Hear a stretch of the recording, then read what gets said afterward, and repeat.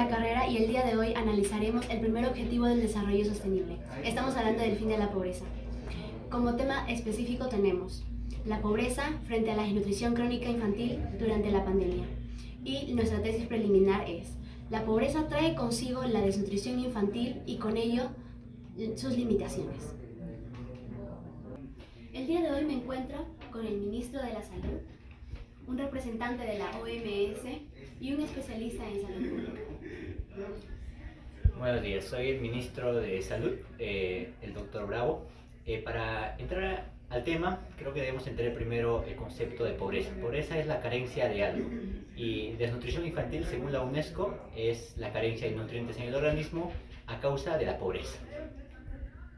Entonces, básicamente lo que nos quiere decir el ministro de la Salud es que la pobreza sería la principal causa de la desnutrición infantil. Pero también tenemos otro punto de vista, que es la de Vertis. Nos habla que existen otros factores, como por ejemplo la falta de higiene, las enfermedades infecciosas y la dieta inadecuada.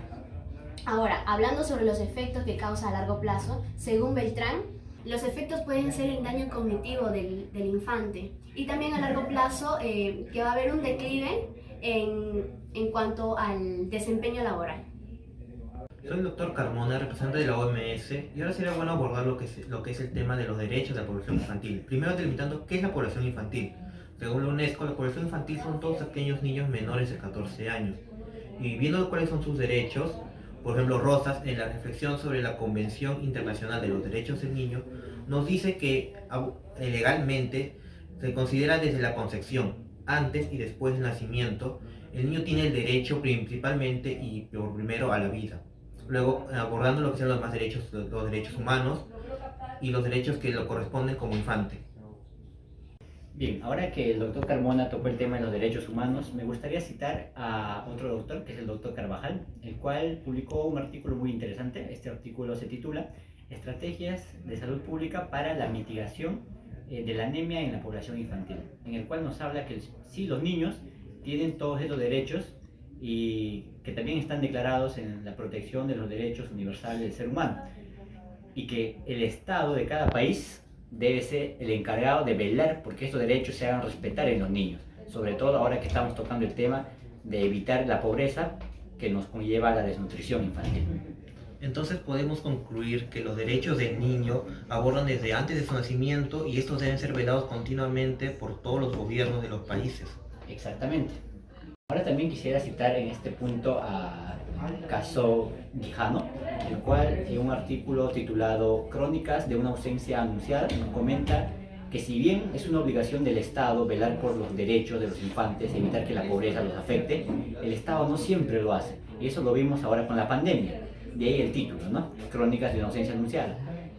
Se sabía que nuestro Estado no iba a intervenir de buena manera y es por eso que se notó una fuerte crisis económica, la cual vio vulnerada bastantes derechos de los niños, en especial su nutrición, ya que los padres no contaban con los recursos para comprar los alimentos necesarios.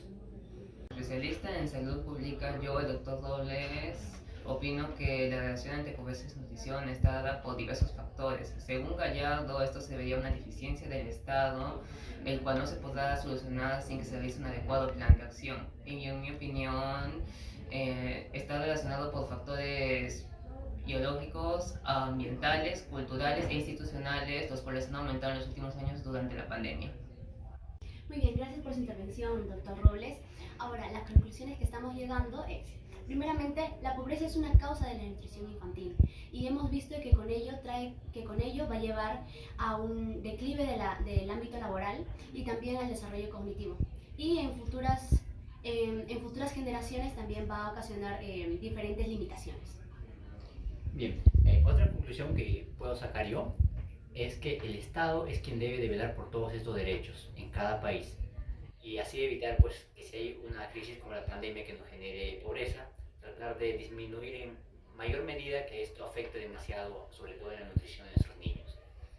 Y justo viendo la pandemia, se debe tomar muy en claro que a pesar de que la pandemia ha causado una crisis económica, social y política, no se puede descuidar este aspecto de la desnutrición infantil, porque lamentablemente durante este periodo se ha aumentado, entonces debe haber una mayor intervención de parte del Estado. Así es. Y si vamos a buscar darle solución tanto a la pobreza como a la desnutrición, esta tiene que ser planeada con anticipación y ser bien estructurada. Bueno, creo que sería todo. Muchas gracias. Gracias. Muchas gracias por todo.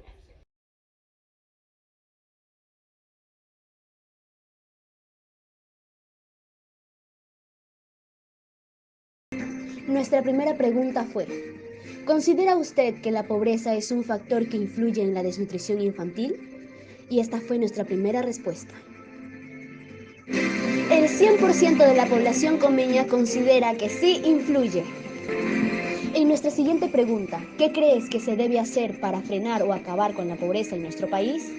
Se obtuvo una variedad de respuestas, entre las cuales destacan: tener una educación de calidad, incrementar el plan de apoyo para las sociedades más vulnerables y, por supuesto, crear más puestos de trabajo. Para nuestra siguiente pregunta, ¿cuál crees que es el principal problema en el país para que exista tanta pobreza que tiene como una consecuencia la desnutrición infantil? La población comeña respondió así. El 48.8% considera que la falta de planificación familiar efectiva es el principal problema. El 31.7% considera que es por causa de la corrupción del Estado. El 12.2% considera que es a causa de la crisis económica. Y el 7.3% considera que el problema principal son las mismas personas. Ahora sí, vamos con nuestra última pregunta. ¿Cuál sería la mejor estrategia para acabar con la desnutrición infantil? La población comeña respondió así. El 41.5% considera que las donaciones para aliviar la hambruna sería la mejor estrategia. El 31.7% considera que se debería de brindar información a los padres de familia. El 14.6% considera que la mejor estrategia serían los proyectos para mejorar la cosecha. Y el 12.2% considera que se debería de mejorar los servicios de agua y saneamiento. Estas fueron las respuestas de la población comeña en base a las preguntas realizadas.